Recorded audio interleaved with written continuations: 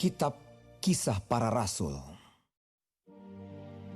Di Ikonium pun kedua rasul itu masuk ke rumah ibadat orang Yahudi, lalu mengajar sedemikian rupa, sehingga sejumlah besar orang Yahudi dan orang Yunani menjadi percaya.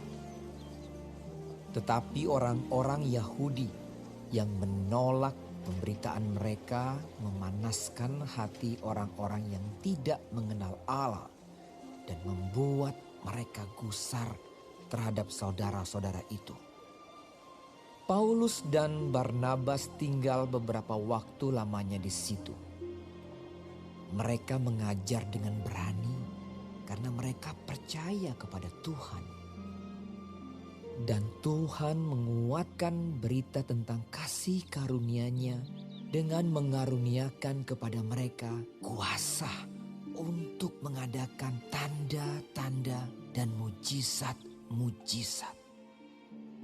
Tetapi orang banyak di kota itu terbelah menjadi dua.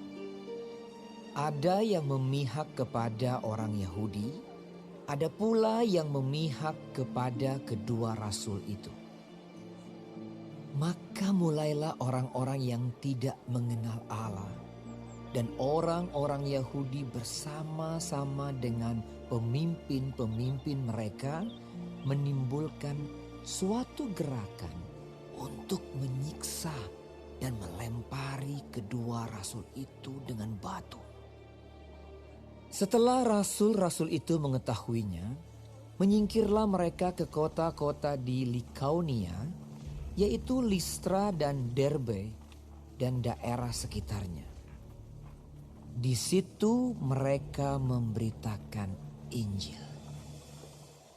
Di Listra ada seorang yang duduk saja karena lemah kakinya dan lumpuh sejak ia dilahirkan dan belum pernah dapat berjalan.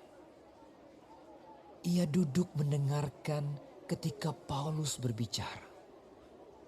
Dan Paulus menatap dia dan melihat bahwa ia beriman dan dapat disembuhkan. Lalu kata Paulus dengan suara nyaring, "Berdirilah tegak di atas kakimu." Dan orang itu melonjak berdiri lalu berjalan kian kemari. Ketika orang banyak melihat apa yang telah diperbuat Paulus, mereka itu berseru dalam bahasa Likaonia, "Dewa-dewa telah turun ke tengah-tengah kita dalam rupa manusia." Barnabas mereka sebut Zeus dan Paulus mereka sebut Hermes karena ia yang berbicara. Maka datanglah imam dewa Zeus yang kuilnya terletak di luar kota, membawa lembu-lembu jantan dan karangan-karangan bunga ke pintu gerbang kota untuk mempersembahkan korban bersama-sama dengan orang banyak kepada rasul-rasul itu. Mendengar itu Barnabas dan Paulus mengoyakkan pakaian mereka, lalu terjun ke tengah-tengah orang banyak itu sambil berseru, "Hai kamu sekalian, mengapa kamu berbuat demikian? Kami ini adalah manusia biasa, sama seperti kamu. Kami ada di sini untuk memberitakan Injil kepada kamu, supaya kamu meninggalkan perbuatan sia-sia ini dan berbalik kepada Allah yang hidup, yang telah menjadikan langit dan bumi, laut dan segala isinya.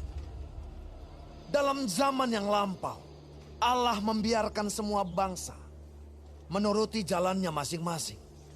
Namun ia bukan tidak menyatakan dirinya dengan berbagai-bagai kebajikan, yaitu dengan menurunkan hujan dari langit dan dengan memberikan musim-musim subur bagi kamu. Ia memuaskan hatimu dengan makanan dan kegembiraan." Walaupun rasul-rasul itu berkata demikian, namun hampir-hampir tidak dapat mereka mencegah orang banyak mempersembahkan korban kepada mereka. Tetapi datanglah orang-orang Yahudi dari Antiokhia dan Ikonium, dan mereka membujuk orang banyak itu memihak mereka. Lalu mereka melempari Paulus dengan batu dan menyeretnya keluar kota karena mereka menyangka bahwa ia telah mati. Akan tetapi, ketika murid-murid itu berdiri mengelilingi dia, bangkitlah ia lalu masuk ke dalam kota. Keesokan harinya, berangkatlah ia bersama-sama dengan Barnabas ke Derbe.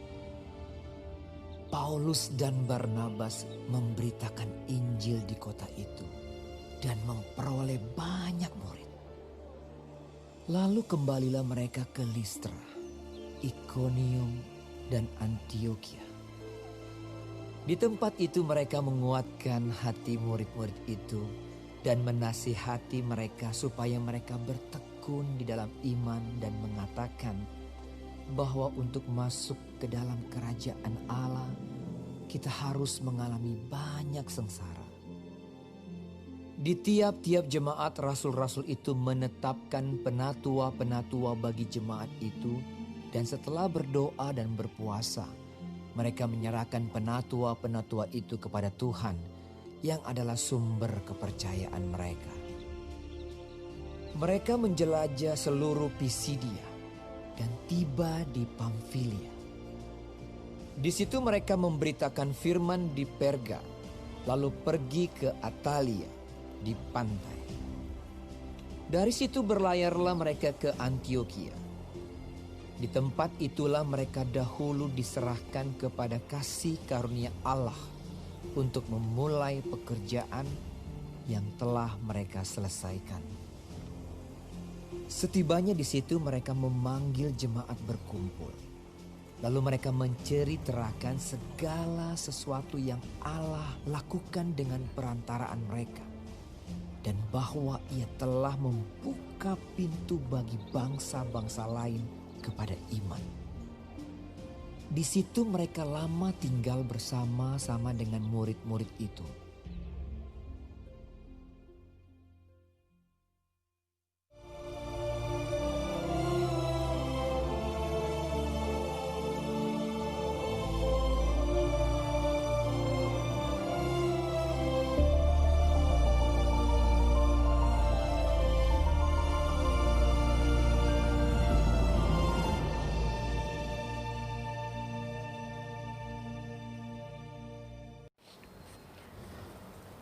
Puji Tuhan, saudara-saudaraku, hari ini kita dapat mempelajari firman Tuhan dari Kisah Para Rasul 14. Tuhan Yesus memberkati. Ke Ikonium, Listra, Derbe. Ada berbagai pengalaman dalam pelayanan Paulus dan Barnabas.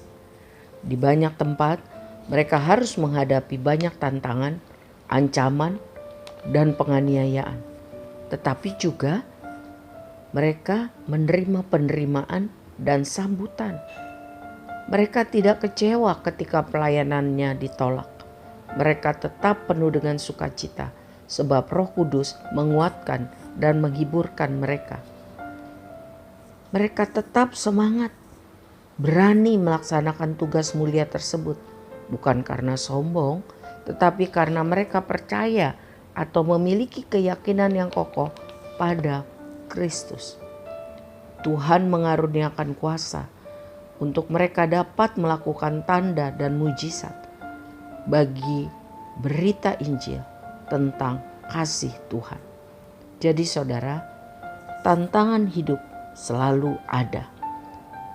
Oleh karena itu, mari kita meminta agar kuasa Roh Kudus tiap hari memenuhi saya dan saudara, agar sukacita dari sorga dalam kehidupan kita tercurah. Jangan dipengaruhi oleh situasi dan kondisi kita, tetapi biarlah kita kuat di dalam Kristus. Amin. Selanjutnya kembali ke Antiokhia. Penganiayaan dan penderitaan yang harus dialami Paulus dan Barnabas sewaktu memberitakan Injil, puji Tuhan, mengakibatkan perkembangan jumlah orang percaya bertambah pesat. Karena Tuhan memberkati dan menolong mereka. Paulus dan Barnabas tetap bertanggung jawab untuk memelihara pertumbuhan rohani dari jemaat atau orang-orang percaya melalui pendelegasian tugas kepada para penatua-penatua atau pengurus dalam tiap jemaat. Penatua atau pengurus jemaat adalah orang-orang dewasa dalam iman.